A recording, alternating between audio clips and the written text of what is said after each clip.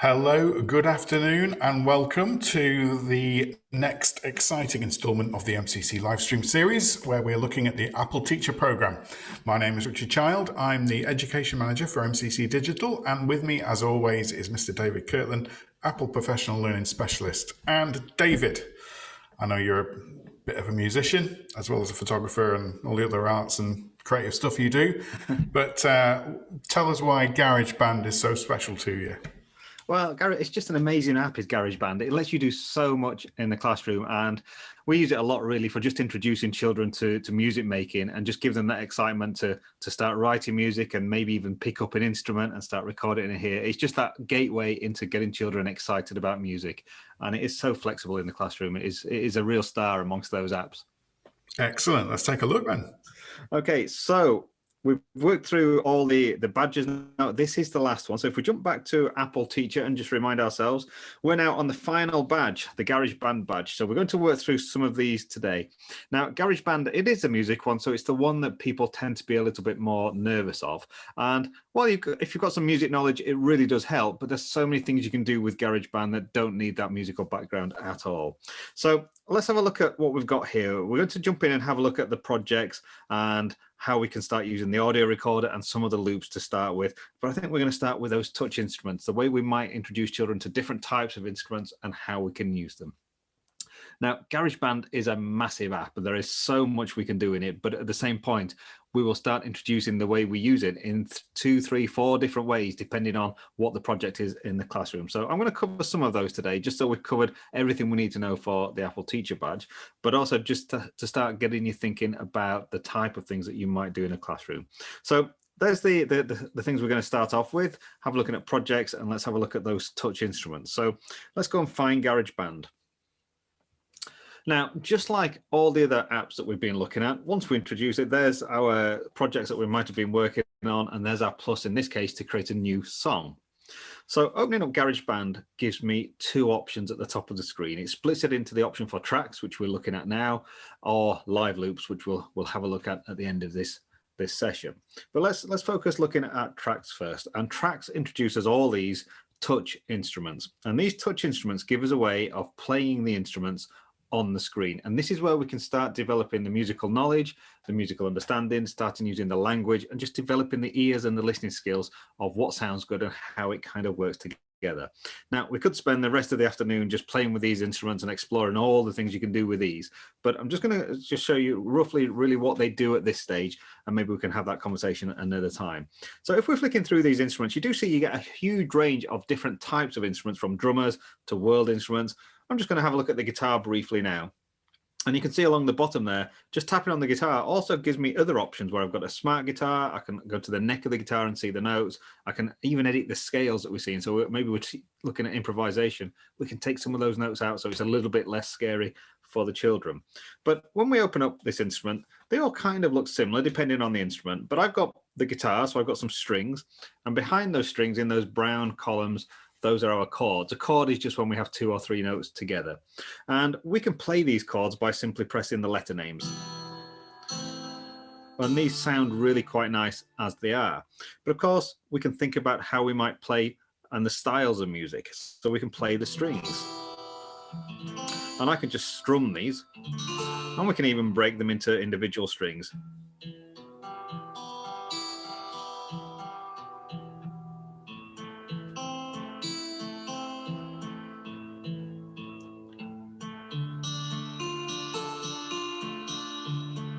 And we can think about all sorts of different styles. And we can keep working with those. We can edit those chords if we're thinking about getting the children to perform along to songs and tracks. I do a lot of creating iPad bands where we get the children playing different instruments on different iPads collectively to create a performance. But just under that cog setting up at the top, we've got a blue option there where we can edit the chords. So you can change the chords out if you want to play different types of songs that you're working with in the class. You can also adjust the key signature and the tempo if you get to that recording stage with these as well. So there's quite a lot of flexibility just straight away from looking at that instrument. Now, as you might expect, I can change my guitar. So in this case, I can go to an electric guitar or maybe even the hard rock, which is always popular with the children. And of course, it makes a lot more noise. And you can even mute these strings, just like on a real guitar. You can put your palm on the strings on the bridge to mute those. You can do the same with your thumb on that empty string space on the left-hand side.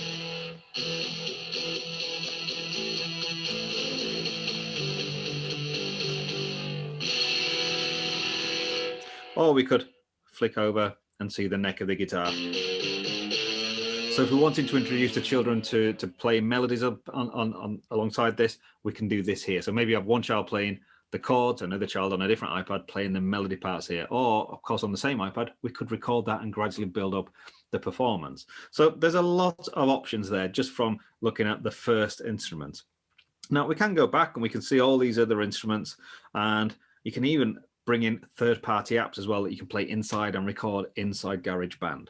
So let's have a quick flick through and let's introduce another one that's a little bit different. So you can spend some time working through the different apps, but we also get the live drummer. So this is alongside the regular drum kit where I've got my drums that I can play on the screen. I've got a beat sequencer and a step sequencer. We can program our drum parts, but this is something that's a bit different, and this is the live drummer. So let's start a quick song looking at how we might use the live drummer here. So we've got a few sliders, and it's taken us along to the top there. Now we've got a bit of our recording. So that's the first 8 bars of our song. Now, of course, we can extend that as long as we need to, but I've got my drum kit there, and I've got certain bits where I can drop parts of the drum kit in and out if I want. I've got a little dial here kind of that I can switch between it being a loud drum part to being a softer drum part to being a complicated rhythm or a simple rhythm. So we've got quite a lot of complexity, and I can vary that throughout those 8 bars in this case. Now, I'm looking at Logan. He's our live drummer at the moment, but if we don't like what Logan's playing, we can change him. So let's have a quick listen to see what he's doing.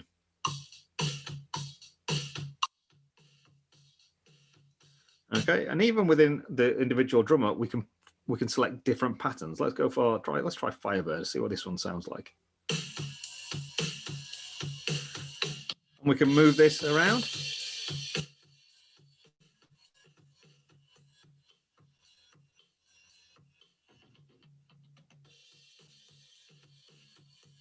So you can see how moving that yellow dot makes it a louder or a softer part or a more complicated part within that individual style. So Logan's quite clearly a rock drummer here, but if I click through here, we get different personalities.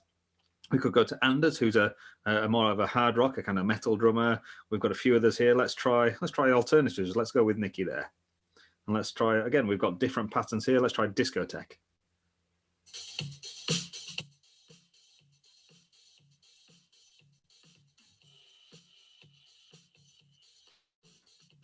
Okay, a very, very different feel to the beginning of our song here. So let's select one of these. I think we'll go back to Logan for our song here, and we'll play around with some of these rock styles. So I think we'll go back to that Firebird we had, and I think I'm going to leave it slightly less complex, get a bit more of a simpler pattern there.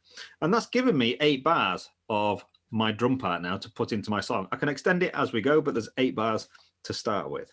Now, up in the top left-hand corner, I have this icon here. It looks a bit like a brick wall. That takes us to a more traditional view of music recording software where we can see our tracks and our little bits of recordings as we've done them. So if I tap that, we can see there's our first track. That's our drum track that we've got already recorded. So we can go back to the beginning of that and we can start adding other instruments. Now there's a plus down in the bottom left-hand corner that lets me add more of these touch instruments in, so I can record those. I could play that guitar part live and record it now alongside that drum track. But we also have access to all of those loops that GarageBand gives us. So up in the top right-hand corner is that loop icon.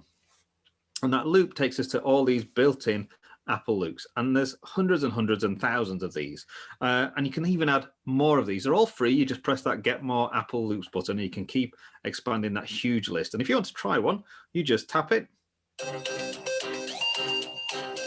and you tap it again to stop it. So we can preview any of those loops to make sure that we've listened to it first. We start thinking musically and think, well, actually, is that going to fit with this part here, and is it going to work together? GarageBand does all the magic to make the keys fit and the tempos fit. It just puts it all together, but we still have to listen and think whether these musically fit together. So we've got our drum part. It's quite a rock drum part. So let's have a look at our loops. Now, I have got this huge list, but I can filter it using those blue options at the top. So let's go to our instruments, and I'm going to find I think we'll start with a guitar. We'll add a guitar part to this. And I'm going to go to my genres as well. And we've already said the drum part's quite rock style. So let's go to the rock and blues section. So this has limited our loops that it's showing us now. We're down to 44 after that list of about 4,000 I had on my iPad, which makes it a bit easier to find things that we think might fit. So let's try a couple.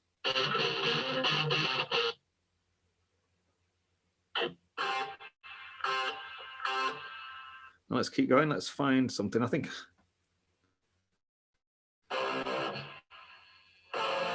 Now I quite like that one. So I'm going to grab it. I'm just going to drag that loop now to the beginnings of my song. Let's see how those are fitted together. And Garageband has made all those tempos work for us.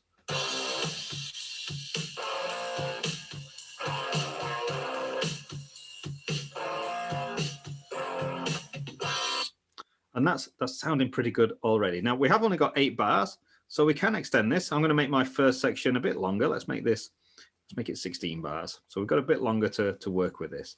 So we can edit this. I can stop that loop. I can trim bits off. I can make it as long as I like, but I think I'll have this for the whole 16 bars here. But it's easy. It's just like working with iMovie. We can trim loops and audio files down just by grabbing the ends of each of these regions. Now let's add a couple more loops in. Let's go back to our loops, and I'll change my instrument this time to bass, but I'm going to stay in that same genre, stay with rock and blues, and let's see what might fit in here.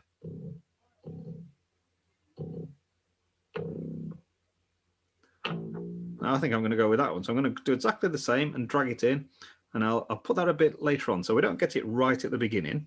So we've got it. Let's go back and have a listen.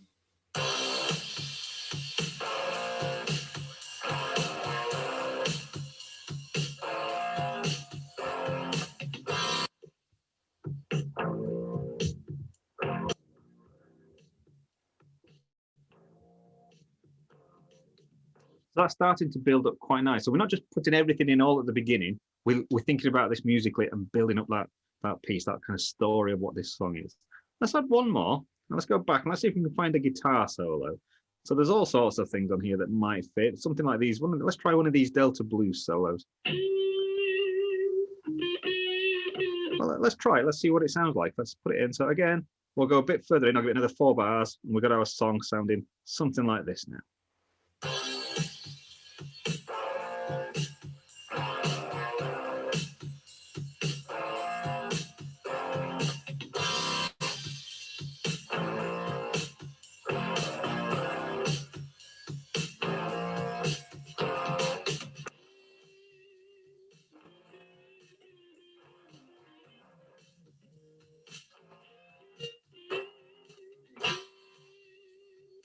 Okay, so that's coming on really quite nicely, and we can just keep going now and adding more loops and things about the arrangement and the style and so on. It really is that quick and easy to put something together.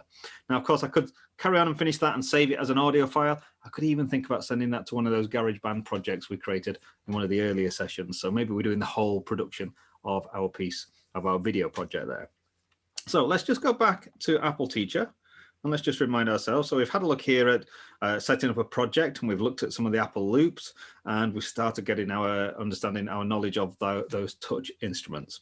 So let's have a look at maybe using the other instruments we've got here. We've got a sampler in there, so we need to have a look at that one as well. Let's go and do that now. Let's have a quick look. So back to our touch instruments, and I'm going to just go here and let's have a look and see what the sampler is. So the sampler is hidden a little bit. It's under that keyboard instrument. So we can see the keyboard there. We've got a smart piano, which is a nice, easy way of introducing the piano to the children. We've got some synthesizers there with the Alchemy synth, and there's the sampler. And if we have a quick look at the sampler, there it is. It's another type of keyboard instrument. Now, a sampler is kind of like a synthesizer. A synthesizer where you have a keyboard and lots of sounds built into that instrument that you can play from the keyboard. A sampler is essentially the same, but it doesn't have the sounds already built in. It's there waiting for us to put those sounds in, and we can record them, which is exactly why there's a big red recording button there. And once we've put that sound into the sampler, it then spreads it across the keys for us to play. So let's do a quick recording. Hello. So I'm just recording one word for now, and you might have noticed there it's automatically trimmed off that little second or so of silence at the beginning, so that when I press a key, it plays right from the beginning of that recording. So if I press C3, it plays that recording I've just made. Now, C3 is just a number we give to it. All the C's have a number which tells us which octave they're in. C3 just means it plays it at the same pitch and speed that I set it at originally, or whatever we recorded for our sample. But now it's in the sampler. As I press the keys lower, it will play it lower, lower pitched, and also slower down the keyboard.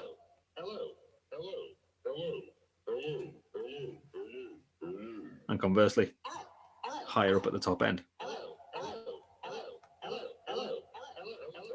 So we can start introducing our own sounds and thinking about the effects. We can reverse it. We can explore some of these. We can trim the loop, trim it down. We can loop it so it just keeps going forever. Let's trim off the end of the silence there.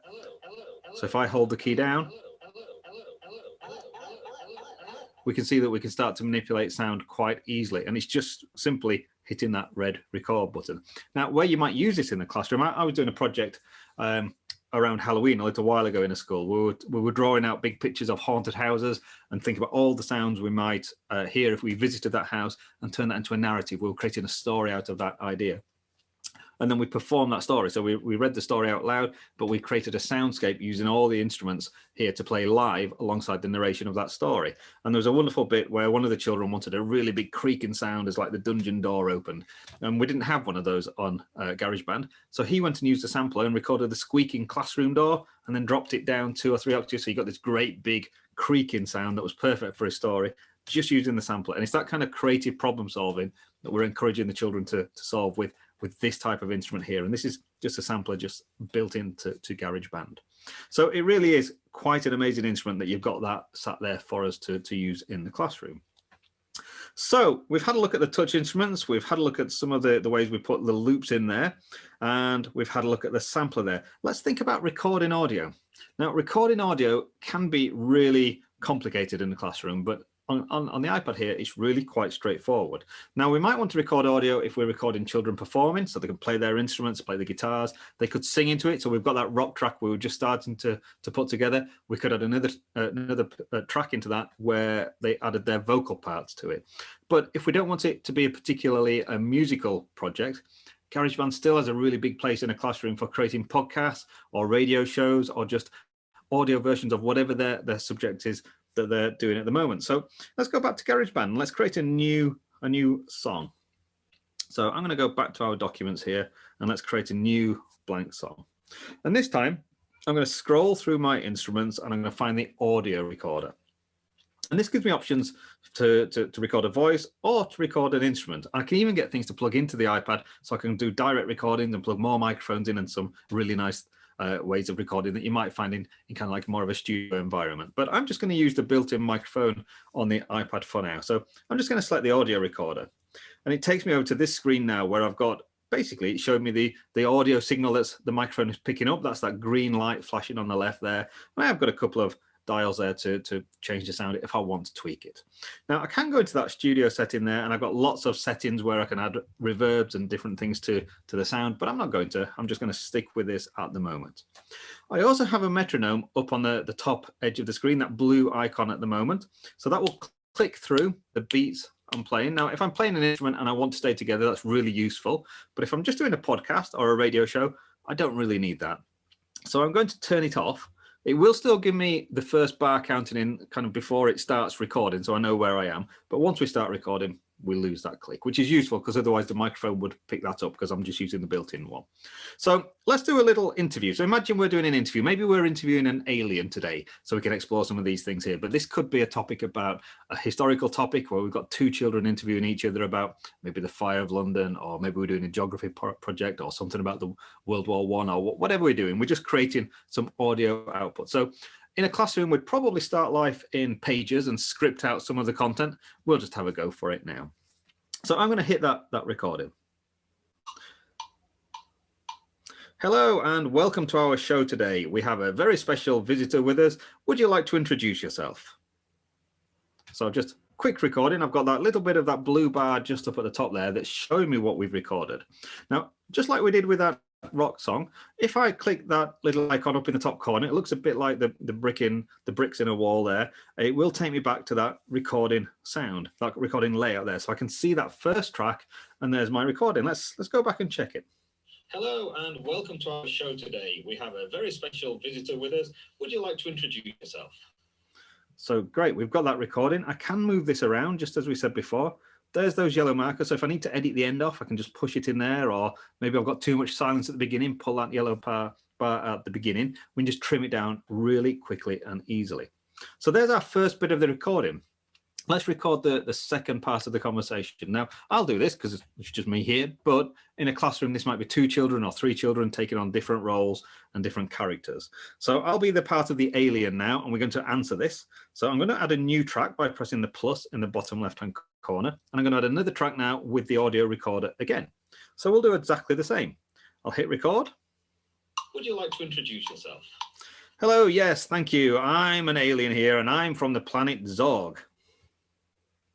So really quick and easy and simple to do. So I've got these 2 audio parts, and I've got a bit of a gap, so I can push that up and make sure that the conversation flows, but it's like this, looking like this so far. Hello and welcome to our show today. We have a very special visitor with us. Would you like to introduce yourself?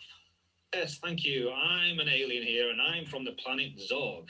Now, they're both sounding like me at the moment, and even on a good day, I'm not sounding too much like an alien. So let's go back to some of those options here. And this is where we mentioned earlier. We could go into these settings here and have a look at some of the presets. And I've got all sorts of options here under the studio option, but I'm going to go to the fun option here, which is great for the younger children because it's nice and visual and we can see the pictures here. And I've got lots of sound effects just by tapping these options here. I think I'm going to go for the monster today. So I'm just going into the monster setting. I have got some of the options to kind of tweak that sound, but let's have a look. This is what it's sounding like already.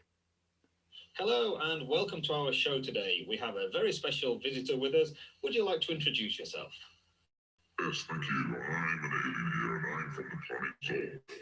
Which is great fun in a classroom. Maybe we go back to our loops and let's reset those there and let's find an instrument. Let's have a look at synthesizers and let's go to genres and have a look and see what we find under sound effects. And there's all sorts of stuff here. Let's just go with the first, planetarium. That might be quite nice. There's a bed, a musical bed that sits behind all this. I'm going to put this underneath that. Now, I want to make sure I can hear the voices here, hear what the children are saying. So I do have the option to pull this out here and bring out a basic mixer. So maybe I'm going to turn that little loop down and I could turn our alien up a little bit there, but we're starting to get something that's sounding, let's have a look, something like this. Hello and welcome to our show today. We have a very special visitor with us. Would you like to introduce yourself? Yes, thank you. I'm an alien here and I'm from the planet Zorg. So you can see that we're already starting to build up that atmosphere and give it a bit more of a style to it. It could be some jingles if they're doing a news style broadcast. It could be some sound effects if they're kind of interviewing people out in the field. But there's a lot of options here for creating this really rich content. So really nice way of recording audio in the classroom. Let's go back and have another look just at the Apple Teacher notes that we need to do here. So we've looked at a lot of this here now.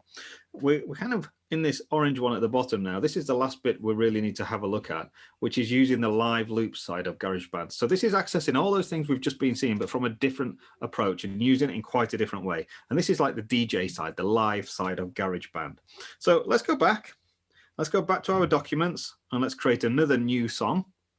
So for both of those projects we've done so far, creating that rock song and creating that podcast interview, we worked from the tracks side of Garageband. But if I use that button up at the top now and move over to the live loops, we get a completely different look. And we've got some templates here with lots of different styles of music. And again, you can extend those with that get more Apple Loops options. It gives you more of these as well.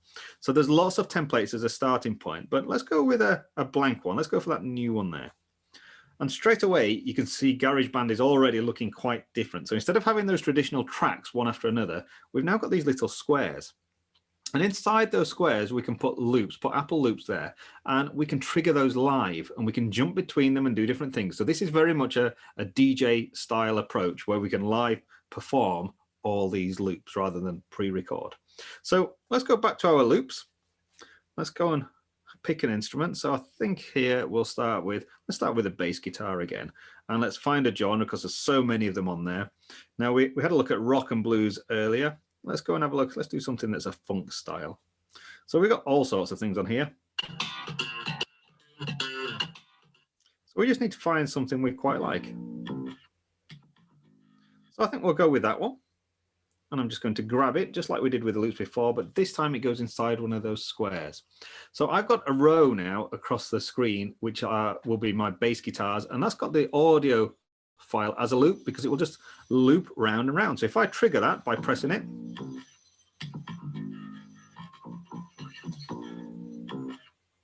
okay, so that just loops round and round. You can see it ticks around with that highlight there. And that's important because GarageBand needs to be able to synchronize these loops together. So it knows when a loop starts and it knows when it stops and it knows when it's 3/4 of the way through so that everything is always synced and works together. So that will loop as long as we leave it until we press the next square. So we need to put something in those other squares now. So across the screen, we'll develop our song. So I'm going to put, I think I'll put another loop in that one there. And I think I'll put this loop into the third box. So if I tap these in turn as we get towards the end of each loop, we'll see how the song is starting to progress.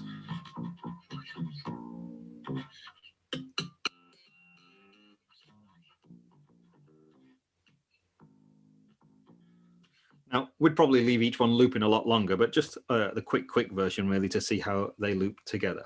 So we've got a bass in. Let's change our instrument. Let's go and find a guitar. And let's find something that might go with this.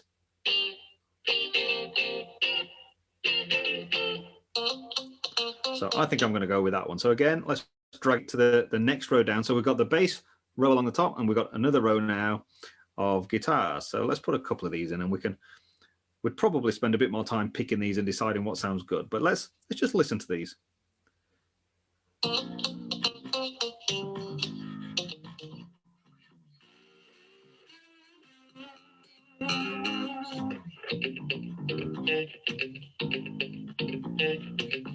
Okay, so we've put our loops in there. If we don't like those loops, we've got an edit button where we can tap on it here. So instead of tapping them to trigger them this time, I can tap them to get to a menu to delete or put other things in there. So maybe we want to change one of those loops. So I've deleted one there and we could go with.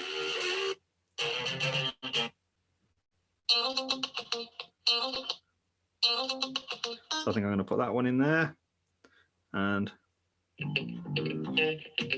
maybe we want to edit that one as well. So let's take that one out, delete that one, and we can go back to our loops and let's put that one in, I think.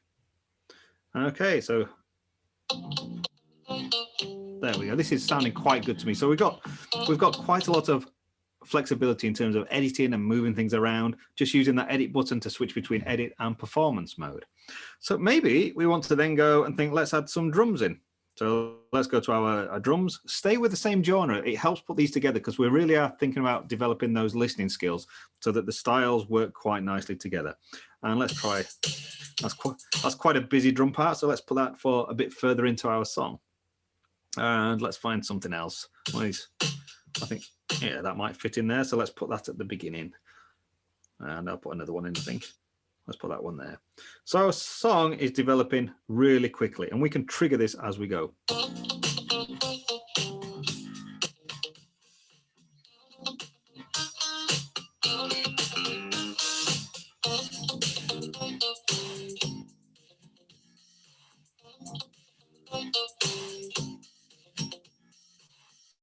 And you can see that some of those loops are different lengths because as the highlights click around, you can see some are going different speeds than others. GarageBand has done all that for us. We've just had to listen and decide if this sounds quite nice. Let's put one more in just before we kind of finish this song. So let's put a synth in and we'll stay with the same funk genre and see if we can find one of these electric synths that might fit. I think that one will work. So let's put that one in here. So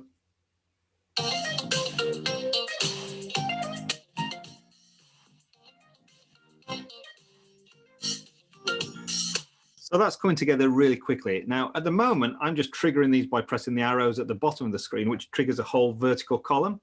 But really, when we want to perform this, we kind of want our music to build up a bit like a story mountain. We let things add into it and then drop down and then get a bit more involved for maybe the chorus. So we can trigger individual loops. Now, I need to record a bit of this if we're going to share it. So let's record that little bit of a performance. So we'll just do a few bars. So let's hit record.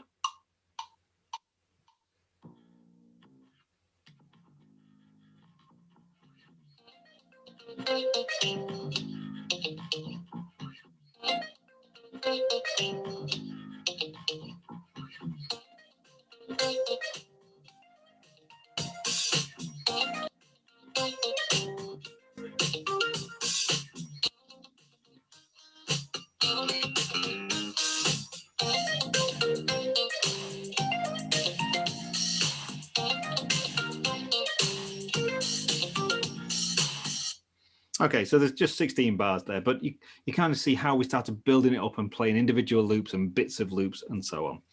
We can always perform this live if we're doing a live performance, but now we've recorded it, we can think about that share option where we might want to save this song or send it somewhere else. So let's go back to our documents, and I'm going to tap and hold on my song there, which will give me that option to share. And now it's asking, do I want to share this as a song, a ringtone, or a project?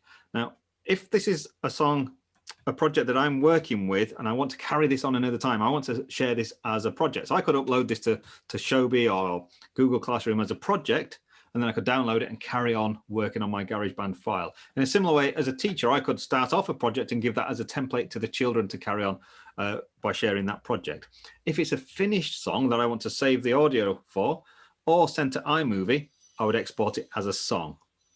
And then it will ask me lots of things which look quite complicated, but this is just about the audio quality. But the default there, that high quality, is probably okay. So I'm just going to press share. And then we have the usual kind of screen where it says, well, where do I want to share it to? Do I want to send it to Google Classroom or Shobi or iMovie be on that list? Depending what I want to do, I can then quite easily send that off to somewhere else, or just, of course, save it to files on my iPad. So that's kind of taken us around that quick tour of Garageband and having a look at how it works, where we might send the songs to, and thinking about the different types of projects that we can create just on Garageband, just on the iPad. It really is amazing what you can do with Garageband. So, Richard. Indeed, it is amazing. It's just an amazing tool. And I've said it before, my favourites are the vintage drum machine kits that you can find, and you can tap out your favourite tunes to your heart's content. Brilliant. Right. If you want to know more about Apple Teacher, then of course, go have a look on the Apple website. The upper QR code on this page is the overview of Apple Teacher. And as we've seen over the last 6 or 7 sessions, doesn't take a great deal of time to work through the badges. I hope that these videos have been helpful. If you're not signed up already, then use the lower QR code. That is where you can sign up with your Apple ID. That's your iTunes account, your Apple TV account. If you don't have an Apple ID, then just create one for this. It's well worth it. Now, if you are a school with lots of iPads or ambition for iPad, then we can help you at MCC. We can come and deliver our Apple Planning Essentials workshop. This is where we can look at all the elements that go to make a successful iPad program. We look at vision and strategy, we look at teaching and learning, and we look at the environment, that being your technical infrastructure, how to manage the iPads, how to put apps on, that kind of thing, and of course the Wi-Fi as well. That's very important. We look at all of those things and we build a plan for you. So we sort through the different elements, we work out what's done already, what's on your to-do list, your will-do pile. Any you're not sure about, we'll talk through, and you may have done some of that preparation already, so that can go on the won't do pile. That's great. And what we do is we pop them onto a planning poster, and you'll see an example of that on the photo there. In this virtual world we live in at the moment, we actually use a numbers file, and we leave you with a PDF of your plan. So if that sounds like something you'd like to do, we'd love to help you. Please do email us at education@mccdigital.com. That's education@mccdigital.com. And myself and colleagues will get in touch and we'll talk about next steps, which will be great. Now, that's it for the entree and the main course. We just got dessert, which is my favourite bit. So what are we looking at for our final session next time around on Apple Teacher, David? Well, we've been through all the badges now, so we've covered all the topics that we need to look at, but we're going to dip back into the Apple Teacher Learning Centre and really start looking at some of the resources that are there, because it really is amazing what they're starting to include in there is becoming quite a hub for things to give us ideas that we can use in the classroom and how we can develop some of these skills a bit further. So the last session, really just looking at some of those things that we might find in the Apple Teacher Learning Centre. Excellent, excellent. And don't forget, we put these videos onto the MCC YouTube channel. So do take a look at those if you want to refresh, and also share with your colleagues, and we hope that this helps you on your journey to Apple Teacher. That's it for now. We'll be back for the finale in a couple of days' time. We'll see you then. From David and I, goodbye.